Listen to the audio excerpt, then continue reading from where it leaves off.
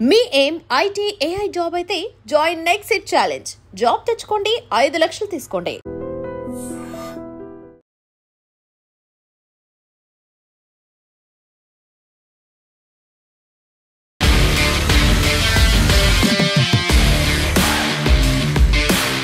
నమస్తే, welcome to I dream weekend update with కవిత.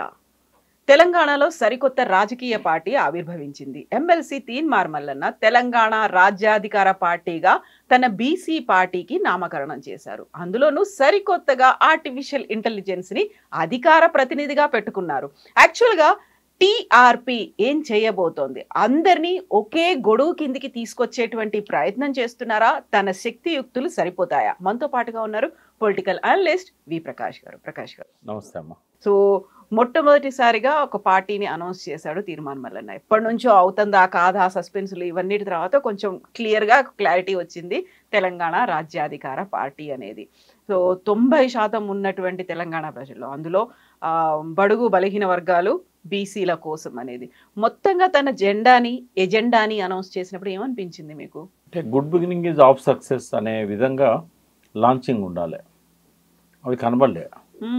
ఎందుకంటే కొద్దిగా పార్టీ పెట్టే ముందు కొద్దిగా హంగామా చేయాల్సి ఉంటుంది అందరికీ.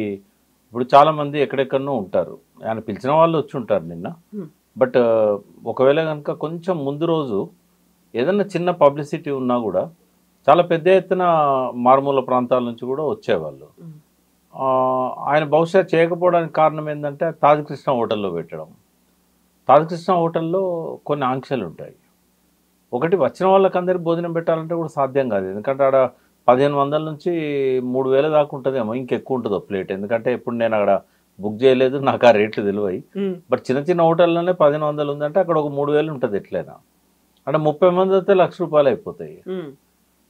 మళ్ళీ అంత డబ్బు ఉన్న వ్యక్తి కాదు, పార్టీ నడపగలుగుతాడేమో కానీ లాంచింగ్ రోజు ఇన్ని లక్షల రూపాయలు భోజనాలు పెట్టియాలంటే కూడా కష్టమే. తర్వాత మళ్ళీ స్ట్రెంత్ ఉంది గ్రామాలలో కానీ పట్టణాల్లో కానీ. ఆయన ఎమ్మెల్సీ ఎలక్షన్లో కూడా మనం చూసాం, కోదండరామ్ గారి కంటే ఎక్కువ ఓట్లు తెచ్చుకున్నాడు.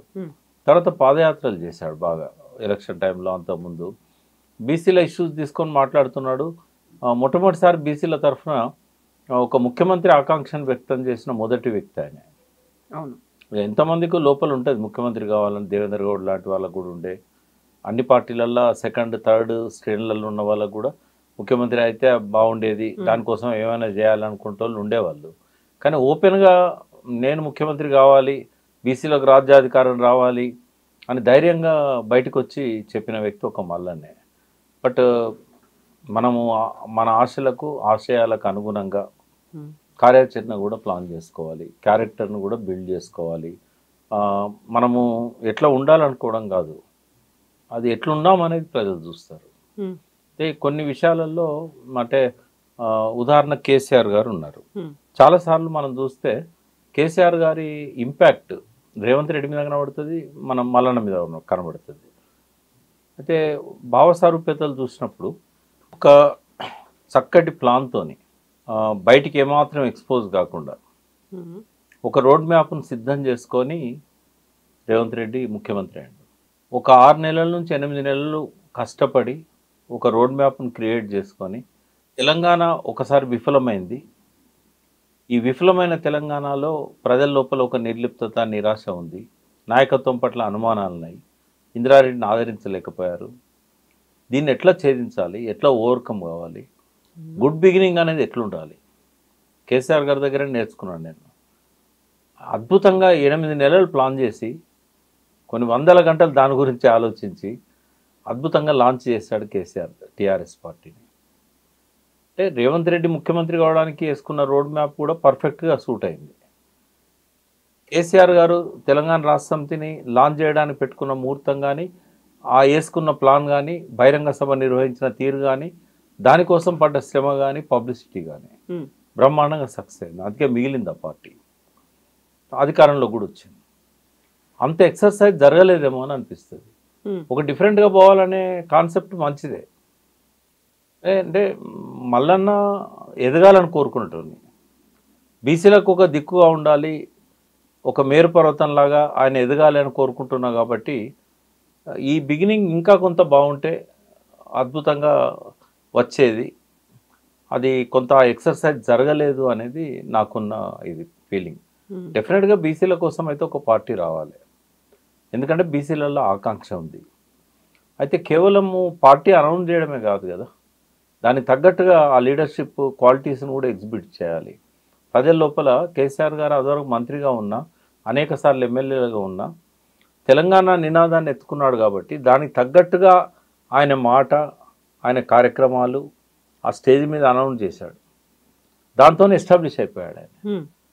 ఉదాహరణకు, నేను ఈ గడ్డ మీద పుట్టినవాడిని, రేపు చస్తే ఈ గడ్డ మీదనే బొంద పెడతారు, నాకున్న ప్రేమ ఈ ప్రాంతం పట్ల ఎక్కడో పుట్టి వచ్చిన వాళ్ళకు ఉంటుందా, కదిలిస్తాయి ఇట్లాంటి డైలాగ్స్. సెంటిమెంట్ టచ్ అవుతుంది. కాడి కింద పెడితే రాళ్లతో కొట్టి చంపండి, తెలంగాణ కోసం కుష్టు వ్యాధి వాడినైనా కౌగలించుకుంటాను, బొంత పురుగునైనా ముద్దు పెట్టుకుంటాను.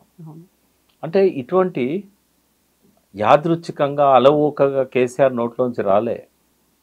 ఆయన చాలా ఆలోచించేవాడు. ఒక జనంలోకి చొప్పించడానికి సినిమాలల్లో కదా, పర్చూర్ బ్రదర్స్ కావచ్చు, ఇంకోరు కావచ్చు, ఇప్పుడు త్రివిక్రమ్ కావచ్చు, ఒక రోజంతా ఒక డైలాగ్ కోసము కష్టపడతారు. చంద్రబోసు అలవోకగా పాటలు రాస్తాడని అనుకుంటాం, చాలా వరకు రాస్తాడు, బాగా ఇట్టానే కూడా రాస్తాడు. కానీ ఒక్కొక్కసారి ఒక సెంటెన్స్ 2 సెంటెన్స్లకు కూడా రోజంతా రోజుల కొద్దీ ఆలోచించిన సందర్భాలు ఉంటాయి.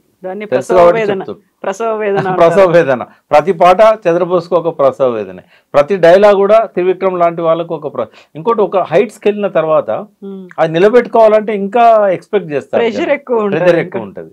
అట్లాగే ఒక నాయకుడు కేసీఆర్ లాగా జనాన్ని మెస్మరైజ్ చేయాలనుకుంటే వాస్తవాలతోనైనా లేకుంటే అభూత కల్పనలతోనైనా చాలా కష్టపడాలి. ఆ ప్రయత్నం జరగలేదేమో, అలవోకగా ఎప్పటిలాగానే తను మాట్లాడేశాడు. కార్యక్రమం కూడా ఒక స్టార్ హోటల్లో పెట్టిండు అనేది ఒక డిఫరెన్స్ తప్ప ఆ గుడ్ బిగినింగ్ కావాల్సిన ప్రిపరేషన్ అనేది ఆయన లోపల కనబడలే. బట్ ఇట్లే ముందుకు సాగితే కష్టం, డెఫినెట్గా ఓవర్కమ్ కావాల్సి ఉన్నది. ఆయన బీసీలలో ఆకాంక్ష ఉన్నంత మాత్రాన అందరూ గ్యాదర్ అవుతారని చెప్పడానికి లేదు. ఒకటి ఇన్ఫీరియారిటీ కాంప్లెక్స్ ఉంటుంది, మనతోనేమవుతుంది, ఈయనతోనేమవుతుంది, తర్వాత ప్రచారం ఎక్కువ అవుతుంది. అగ్రకుల పార్టీలు కావచ్చు, లేకుంటే ఆయనకు వ్యతిరేకంగా ఉన్న వాళ్ళు కావచ్చు, ఒక సెక్షన్తో మొదలే పెట్టుకున్నాడు ఆయన. ఆ సెక్షన్ నిద్రపోతుందా, ఈయన రాణిస్తుందా, డెఫినెట్గా అటాక్ ఉంటుంది. ఇప్పుడు కొంచెం సమన్వయంతో నిన్న మంచిగా నచ్చిన డైలాగ్ ఏంటంటే అందరిని కలుపుకొని పోతా అన్నాడు. అదివరకేమో ఒక సెక్షన్ మాకు ఓట్లే అవసరం లేదు, వాళ్ళు వేయాల్సిన అవసరం లేదు అన్నాడు. కొద్దిగా ఇట్లాంటి విషయాలలో కేర్ఫుల్గా పోవాలి. బట్ ఆయన ధైర్యాన్ని, ఆయన సాహసాన్ని నేను అభినందిస్తాను. ఎందుకంటే ఎక్కడో ఒక చిన్న 4 గోడల ఇరుకు గదిలో ఎడిటింగ్ దానిలో ఉన్న వ్యక్తి మెల్లమెల్లగా తన పాత్రను బిల్డ్ చేసుకొని మల్లన్నగా ఎస్టాబ్లిష్ అయ్యి తీన్మార్ను ట్యాగ్గా పెట్టుకొని ఎమ్మెల్సీగా తను మంచి ప్రజల ఆదరణ చూరగొని, సరే ఎన్ని నిందలున్నా ఎన్ని అపవాదులు ఆయన మీద ఉన్నా కూడా ఇవాళ ఒక పార్టీ పెట్టే స్థాయికి వచ్చాడు అని అంటే డెఫినెట్గా ఆయనకు శుభాకాంక్షలు చెప్తాం. కానీ ఇక్కడ నుండి ఆయన ప్రయాణము ఇంకొక మలుపు, ఇక్కడ నుంచి ఎట్లా సాగుతుంది అనే దాని మీద ఇది ఎంత పెద్ద సాహసం అంటే దేవేందర్ గౌడ్ లాంటి వాళ్ళు, చిరంజీవి లాంటి వాళ్ళు, చెన్నారెడ్డి లాంటి వాళ్ళు, విజయశాంతి లాంటి వాళ్ళు పార్టీలు పెట్టి ఫెయిల్ అయిన దగ్గర వాళ్ళు తను ముందుకు వచ్చాడు. ఎంతోమంది పెట్టారు, ఎవరు మిగలలేదు. ఇందిరారెడ్డి పెట్టాడు, ఇందిరారెడ్డి మిగలలేదు. తెలంగాణ సెంటిమెంట్తో పార్టీలు పెట్టారు, ఎవరు మిగలలేదు. బీసీ కాన్సెప్ట్తో పెట్టారు కొండ లక్ష్మణ్ బాపూజీ లాంటి వాళ్ళు, పార్టీ నిలబడలేదు. ఇదే తెలంగాణ బీసీ కాన్సెప్ట్తో పెట్టాడు ఆయన.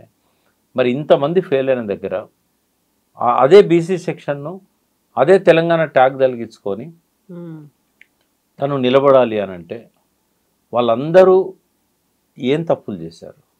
ఇప్పుడు కేసీఆర్ గారు టీఆర్ఎస్ పెట్టే ముందు 69 ఉద్యమం ఎందుకు ఫెయిల్ అయింది? దాని మీద గంటల కొద్ది, వందల గంటలు ఆయన చర్చించాడు జయశంకర్ లాంటి వాళ్ళతో, కేశవరావు జాదవ్ లాంటి వాళ్ళతో, అప్పుడు ఆ ఉద్యమంలో ఉన్నవాళ్ళు చాలామందితో. ఇంకా మరి ఆ ఎక్సర్సైజ్ జరిగిందా? జరిగితే ఎవరితో జరిగింది? నిజంగానే ప్రొఫెసర్లు ఉన్నంత మాత్రాన మేధావులు అని అనుకోవాల్సిన అవసరం లేదు. ప్రొఫెసర్లో కమిట్మెంట్ ఉండొచ్చు, కానీ ఒక పార్టీని నడిపిన అనుభవం లేదు. ఇవన్నీ విజయఆర్ నారగోని గారు ఉన్నారు పక్కన, చాలా గొప్ప వ్యక్తి, ఆయన చాలా కమిటెడ్ కూడా బీసీల పట్ల. బట్ ఆయన కూడా పార్టీ పెట్టి ఫెయిల్ అయ్యాడు. ఇవన్నీ ప్రశ్నలు. ఈ ప్రశ్నలన్నీ సమాధానం తగ్గడానికి కాదు, మళ్ళన్న ముందు పోవడానికి హెల్ప్ చేస్తాయని చెప్తున్నా. అయితే ఇప్పుడు అంత ఈజీ కాదు. ఒక అందరిలో ఒక ఆకాంక్ష ఉంది, మాకంటూ ఒక అధికారం రావాలి, ఆత్మగౌరవం ఉండాలి, మాకు వాటా ఉండాలి, ఇవే కదా ఒక ట్యాగ్ లైన్ లాగా పెట్టుకున్నారు తెలంగాణ రాజ్యాధికార పార్టీకి. ఆ సీరియస్నెస్ అన్నది ఉందా, ఆ సిన్సియారిటీ అనేది ఉందా, అది కనిపిస్తుందా? ఎస్, మల్లన్న ఉన్నాడు, మా కోసం ఉన్నాడు, మా వాయిస్ లా ఉంటాడు, ఆయన వెనకాల మేము ఉండాలి అనేటివి ఒక ర్యాలీ అవడం అంటారు చూడండి, ఆ స్కోప్ అక్కడ కనిపిస్తోందా? ఒక ప్రయత్నం అయితే చేస్తున్నాడు. బట్ ఉదాహరణకు మనకు ఈ లాస్ట్ 25 yearsలో ఒక పార్టీ పెట్టి నిలబడ్డది ఓన్లీ కేసీఆర్. దాన్ని మనం ఉదాహరణకు ఎందుకు తీసుకోకూడదు, ఒక అనుభవంలాగా ఎందుకు తీసుకోకూడదు? ఆ పార్టీ పెట్టే ముందు ఇప్పుడు నిన్న ఒక మిత్రుడు, అటెండ్ అయిన మిత్రుడు నాకు ఫోన్ చేశాడు. సార్, బీఆర్ఎస్ తన పార్టీ పేరును తెలంగాణ నుంచి భారత్ అని పెట్టుకున్న తర్వాత ఇంకా తెలంగాణ అనేది లేకుండా పోయింది ఆ పార్టీలో. కాబట్టి ఇప్పుడు తెలంగాణ అనేది మల్లన్న పెట్టిండు కాబట్టి తెలంగాణ సెంటిమెంట్ అంతా మల్లన్నదికి వస్తుంది అని అన్నాడు. అట్లా రాదు. ఈజీ కాదా అలా? ఉదాహరణకు ఇప్పుడు కవిత గారు ప్రశాంతి అని పేరు పెట్టుకున్నారు. ఒక పేరు తప్ప ఏం చేంజ్ అయింది? కవిత గుణాలు అవే ఉంటాయి. కవిత తల్లి బిడ్డారే పిలుస్తుంది కాబట్టి ఏది మారదు. అట్లనే భారత రాష్ట్ర సమితి అనేది మారినా కూడా, తెలంగాణ నుంచి భారత అని మారినా కూడా, ఐజాన్ టుడే తెలంగాణ జరుగుతున్న అన్యాయాల మీద ప్రశ్నిస్తున్న ఒకే ఒక్క రాజకీయ పార్టీ. కాబట్టి అది పోద్దా? కేసీఆర్ గారిని తెలంగాణకు ఒక పర్యాయ పదంగా చూశారు, ఇప్పుడు కాదంటారా? తెలంగాణ తెచ్చిండు అనేది పేరు మార్చుకున్నంత మాత్రాన ఆయన మీద నుంచి పోతుందా, ఆ ముద్ర పోతుందా? అసాధ్యం అవుతుందా?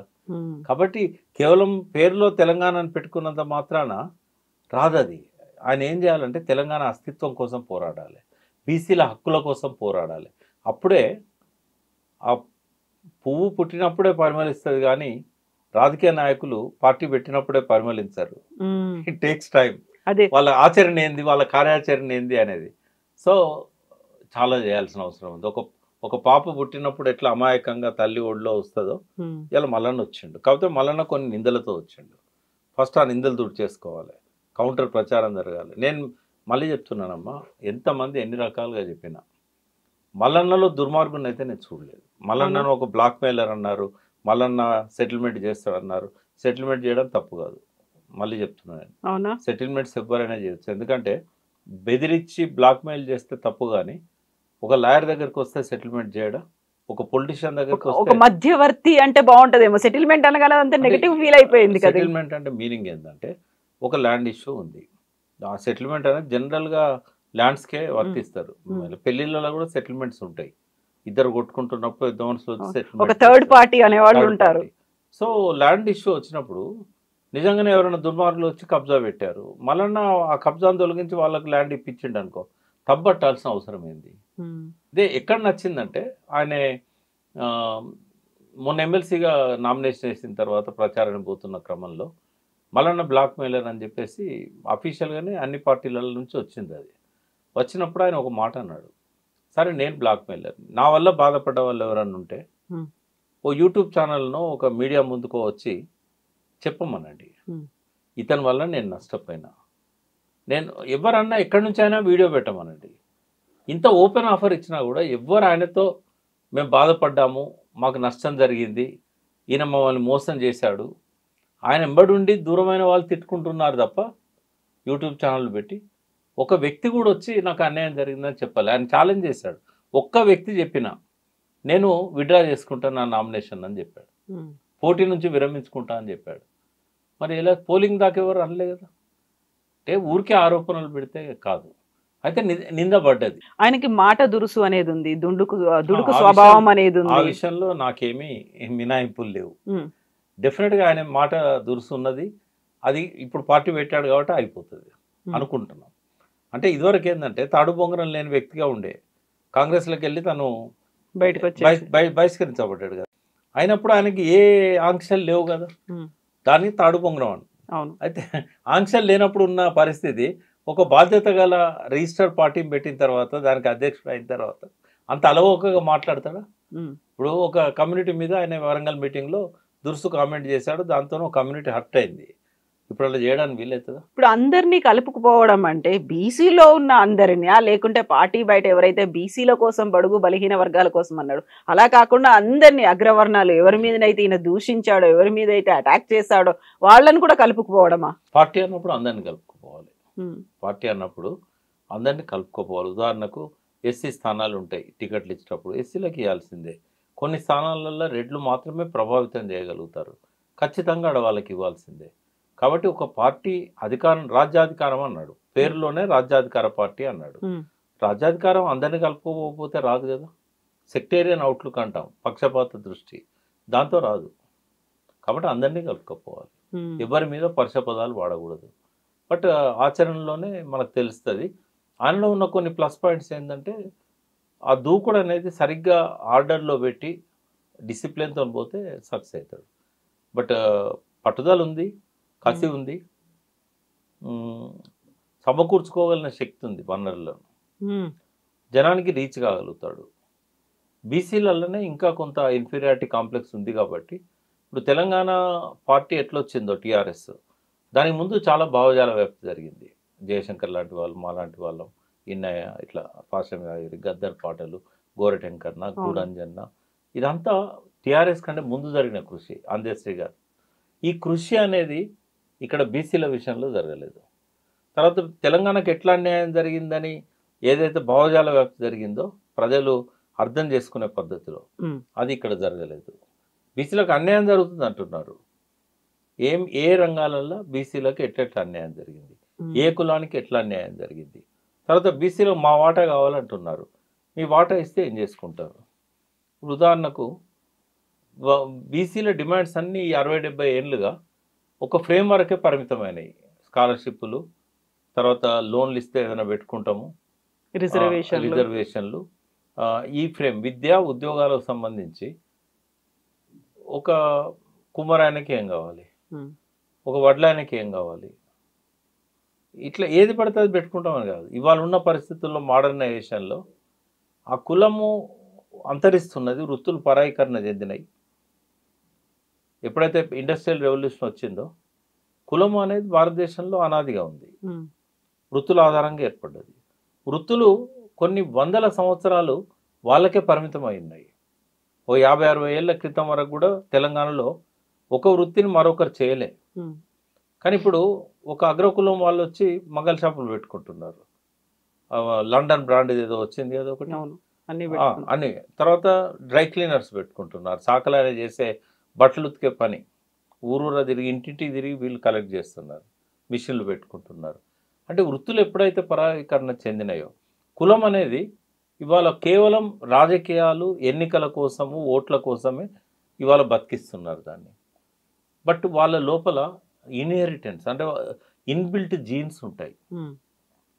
ఒక పద్మశాలి నేత వాళ్ళ అనాదిగా వాళ్ళ వృత్తి, ఎవరు పడితే వాళ్ళు నేస్తే బట్టలు రావు. అవి వాళ్ళ లోపల ఉన్న జెనెటికల్ ఆ కోడ్ ఏదైతుందో వాళ్ళ పిల్లలకు, వాళ్ళ మనవలకు, వాళ్ళకి ట్రాన్స్ఫర్ అవుతూ ఉంటుంది.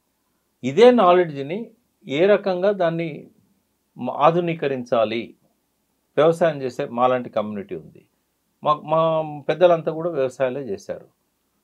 మాకున్న ఆ ఇన్హెరిటెడ్ క్యారెక్టర్స్ ఏంటి, దీన్ని మేము మోడర్నైజేషన్లో ఎట్లా ఉపయోగించుకోవాలి. వైశ్యాస్ ఉన్నారు, వాళ్ళకున్న క్యారెక్టర్స్ అవి, దాన్ని వాళ్ళు అద్భుతంగా ఒక బిజినెస్ రూపంలో మోడర్నైజేషన్లో ఎట్లా ఉపయోగించుకోవాలి.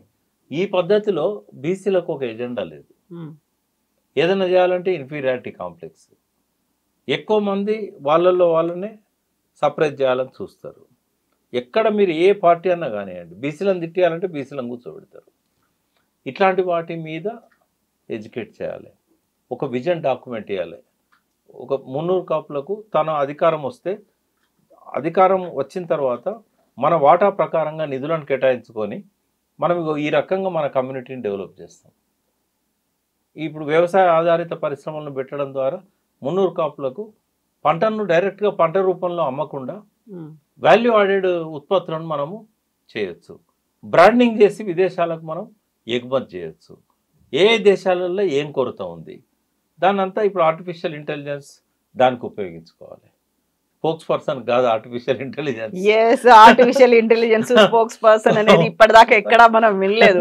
ఆర్టిఫిషియల్ ఇంటెలిజెన్స్ న్యూస్ రీడర్లు ఉన్నారు, ఇంకోటి ఉంది అనుకున్నాం, కానీ పార్టీలకు సంబంధించి స్పోక్స్ పర్సన్ ని పెట్టడం అంటే ఏంటి? సరికొత్త స్ట్రాటజీయా ఏంటది? టెక్నాలజీ అనేది రెండు వైపులా పదనున్న కత్తి. ఇవాళ ఆర్టిఫిషియల్ ఇంటెలిజెన్స్ కూడా అది మంచి చేస్తుంది, చెడు కూడా చేస్తుంది. ఇప్పుడు ఆర్టిఫిషియల్ ఇంటెలిజెన్స్ ద్వారా మనం ఏదైనా అడిగితే పేజీలో ఇన్ఫర్మేషన్ ఇస్తుంది. అవును. సపోజ్ మల్లన్న గురించి మీరు క్వశ్చన్ వేశారనుకోండి, మల్లన్న మీద మంచి కంటే చెడు ప్రచారం ఎక్కువ జరిగింది. ఇంగ్లీష్ పత్రికల్లో కావచ్చు, తెలుగు పత్రికల్లో కావచ్చు, యూట్యూబ్ ఛానల్స్లలో కావచ్చు, రకరకాలుగా మల్లన్న నిందించిన వాళ్ళు ఉన్నారు. ఆయన చేసిన కామెంట్లు కూడా అట్లాగే ఉంటాయి. అయితే ఆర్టిఫిషియల్ ఇంటెలిజెన్స్ అన్నప్పుడు దానికి ఒక్కోసారి విచక్షణ ఉండదు, అడిగే ప్రశ్నను బట్టి అన్ని తీసుకొని వస్తుంది అది. కాబట్టి ఇట్లాంటి అధికార ప్రతినిధిగా ఆర్టిఫిషియల్ ఇంటెలిజెన్స్ను ఉపయోగించే స్థాయికి ఆర్టిఫిషియల్ ఇంటెలిజెన్స్ ఎదగలేదు. ఓకే, అది ఎమోషనల్గా ప్రకటించాడు కానీ అది సరైనది కాదు, అది మార్చుకోవాల్సిన అవసరం ఉంటుంది ఖచ్చితంగా. ఇప్పుడు మనుషులు చేయలేని పని ఆర్టిఫిషియల్ ఇంటెలిజెన్స్ ఏం చేయదు. మనిషి బ్రెయిన్ కంటే పవర్ఫుల్ ఆర్టిఫిషియల్ ఇంటెలిజెన్స్ అనేది ఎప్పటికీ ఉండదు. ఈ ఆర్టిఫిషియల్ ఇంటెలిజెన్స్తో మనిషి మెదడు ముద్దుబారిపోతుంది, పనికి రాకుండా అవుతుంది.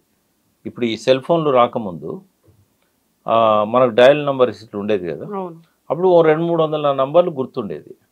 ఇప్పుడు మన ఇంట్లో ఫ్యామిలీ మెంబర్స్ నంబర్స్ కూడా మనం గుర్తుపెట్టుకోలేని పరిస్థితి. నేను ఈ మధ్య చాలా మందిని చూసినా, మీ నంబర్ చెప్పండి అంటే నేను డయల్ చేస్తా అని 2 అంకెలు చెప్పి తర్వాత మళ్ళీ ఫోన్ తీసుకొని చూస్తున్నారు. అంటే నీ నంబర్ నీకు గుర్తులేనంతగా ఈ short cut methods artificial intelligence నీ మెదడుని కిల్ చేస్తున్నది. ఇప్పుడు పార్టీలలో మనము అటువంటి వాటిని తీసుకురావడం అనేది ఇబ్బంది కలిగిస్తుంది, ఆచరణలో తెలుస్తుంది. అయితే మీరు ఇప్పుడు ఒక మాట అన్నారు, తెలంగాణ రాకముందు భావజాల వ్యాప్తి కావచ్చు, అక్కడ కేవలం భావోద్రేకాలు అవి మాత్రమే లేదు, భావోద్వేగము దాంతో సరిపోదు, మిగతా అంతా జరగాల్సినటువంటి వ్యాప్తి, ప్రచారాలు ఇవన్నీ చేయాలి, మాకు తెలంగాణ కావాలి అనేది ఒకటి ప్రతి ఒక్కరిలోనూ ఉంది. అదే సంకల్పం, గట్టిగా మేము ముందుకెళ్ళాలి, ఉద్యమం చేసామా, పోరాటం చేసామా అనేది కనిపించింది. ఇప్పుడు ఒక పార్టీ బీసీలకు సంబంధించే రాజ్యాధికారం కోసమే ఒక పార్టీ పెడతాననుకున్నప్పుడు ప్రతి ఒక్కరిలోనూ కూడా ఆ ఉత్సాహం కావచ్చు, లేకుంటే ఒక తపన అనేది ఉందా, మాకు రాజ్యాధికారం రావాలి, మేము పదవుల్లో ఉండాలి, మాకు అధికారం రావాలి అనేటువంటి తపన, ఆకాంక్ష కనిపిస్తోంది? చాలా తక్కువ పర్సెంటేజ్. అంటే అది కూడా ఎడ్యుకేటెడ్స్లో కొంత సెక్షన్లో ఉంది. గ్రామాలలో పోయినప్పుడు ఆ చైతన్యం అనేది ఇంకా రాలేదు. వాళ్ళకి ఏ రకంగా నష్టం జరుగుతుందో కూడా తెలియదు. వాళ్ళు ఏంటంటే ఈ పథకాల మీద బాగా డిపెండ్ అయి ఉన్నవాళ్ళు. ఓ 5,000 ఎక్కువ ఇస్తాననగానే, ఓ 2,000 ఎక్కువ ఇస్తాననగానే మంచిగా వచ్చే వ్యవస్థను కూడా మార్చేశారు వాళ్ళు, రాజకీయ వ్యవస్థను. కాబట్టి ఆ చైతన్యం అనేది, ఆ భావజాల వ్యాప్తి అనేది కొంత గ్రౌండ్ వర్క్ చేసుకున్నాక ఎన్నికల కంటే ఒక 1 year ముందో 1.5 year ముందో పార్టీ పెట్టుంటే, ఈ లోపల ఈ 1.5 year ఈ గ్రౌండ్ వర్క్ అంతా చేసి ఉంటే డెఫినెట్గా అది అడ్వాంటేజ్ అయ్యేది. ఇప్పుడు ఈ 3 ఏళ్ల కాలం సరిపోదంటారా మొత్తం అంతా వ్యాప్తి చెందడానికి? అట్లా కూడా చేయొచ్చు. ఇప్పుడు తెలంగాణ కోసం కేసీఆర్ గారు పార్టీ పెట్టినప్పుడు కూడా 2001లో పెట్టారు, 2004లో ఎలక్షన్స్ వచ్చాయి, 3 ఏళ్ళ టైం పట్టింది అది. అయితే ఆయన చేసింది ఏంటంటే, గ్రామ పంచాయతీ ఈ లోకల్ బాడీస్ ఎన్నికలను ఆసరా చేసుకొని, మనం కేవలం మన తెలంగాణ భావోద్వేగంతోనే మన పార్టీలోకి వస్తే పార్టీ బలపడదు, ఎన్నికలప్పుడైతే వివిధ పార్టీలలో టికెట్ రాని వాళ్ళు కూడా వస్తారు అని దాన్ని ఒక అడ్వాంటేజ్గా ఆయన తీసుకున్నారు. మళ్ళీ కూడా అది సేమ్ ఎలక్షన్లు ఇప్పుడు ఇంకొక 2-3 నెలల్లో వచ్చే అవకాశం ఉంది కాబట్టి పంచాయతీరాజ్ ఇది కలిసి వస్తుంది. టీఆర్ఎస్ నుంచి తీసుకున్న లెసన్ అది ఆ ఎగ్జాంపుల్. అట్లా ఒక పాజిటివ్ అనేది వచ్చింది. ఏ పార్టీలలో రాని వాళ్ళంతా వచ్చే అవకాశం ఉంటుంది తనకి, అడిషనల్ పార్టీ కాబట్టి. కొన్ని 3 పార్టీలను వ్యతిరేకించే వాళ్ళు కూడా వస్తారు, నోటా బ్యాచ్, గతంలో బీఎస్పీలోకి వెళ్ళినట్టుగా అట్లా ఆ నోటా బ్యాచ్ ఒకటి ఉంటుంది ఎప్పుడు. ఇప్పుడు వాళ్ళని ఎవరిని అంగీకరించరు, అటువంటి వాళ్ళు కూడా వచ్చే అవకాశం ఉంటుంది. బట్ ఇక్కడ నుంచి ఆయన ప్రయాణంలో ఈ 3 ఏళ్ళు ఏందనేది రేపు అసెంబ్లీ ఎన్నికలలో ఆయన పర్ఫార్మెన్స్ని డిసైడ్ చేస్తుంది. కింగ్ కాలేకపోయినా కింగ్ మేకర్ అన్నా కావాలి అని అంటే ఓ 30-40 సీట్లన్నా గెలిపించుకోగలగాలి. మరి ఆ స్థాయికి ఆ చైతన్యాన్ని ప్రజలకు ఇవ్వాలి. తన మీద ఒక నమ్మకం కలిగించుకునే విధంగా తన మాట తీరులో కానీ చాలా మార్పు రావాలి, తన ఆలోచనలలో మార్పు రావాలి. ఇవన్నీ కూడా 3 ఏళ్ళ టైము తను సద్వినియోగం చేసుకున్నట్టయితే ఒక రాజకీయ శక్తిగా ఎదుగుతాడు. గతంలో ఉన్న నెగటివ్ ఎగ్జాంపుల్స్ను ఆయన ఓవర్కమ్ కాగలుగుతాడు. ఎస్ అండి ప్రకాష్ గారు, thank you so much. Thank you. And for more videos, Please subscribe to iDream. Please subscribe to iDream. Please subscribe iDream. And please subscribe to iDream. For more videos, subscribe to iDream. please like, share and subscribe to the channel. Congratulations, iDream. Subscribe to iDream. Subscribe to iDream. So subscribe to iDream Media. iDream team andarki huge congratulations. Please subscribe iDream Media. Please subscribe to iDream. Subscribe iDream. Please subscribe to iDream. iDream అంటే నా కళల ఛానల్ను subscribe చేసుకున్న నోరు తిరుగుతలేదు, మీరైతే గంట గుర్తు కొట్టండి. For more such videos, please subscribe to iDream. Subscribe to iDream. Please subscribe to iDream. Please subscribe iDream Media. Please do subscribe to iDream. Please subscribe to iDream Media. For best entertainment and information, please subscribe iDream. And don't forget to subscribe to iDream.